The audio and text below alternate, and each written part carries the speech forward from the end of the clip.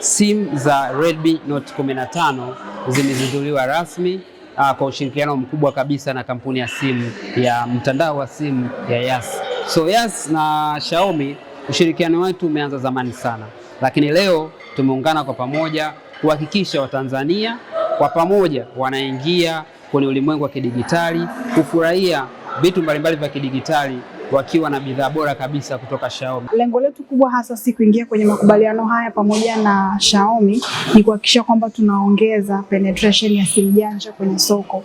Sisi kama Yas tuna mtandao wa 4G ulioenea zaidi nchi nzima, lakini tuna 5G ambayo pia iko kwenye miji mikubwa na ina kasi zaidi. Tumetambulishwa na Ookla kwa kupata award za kuonyesha kwamba si ni mtandao wenye kasi zaidi. Kwa hiyo tunatamani wateja wetu waweze kuexperience kile ambacho tumekipata kutoka kwa wadau wetu Ookla pamoja na TCRA.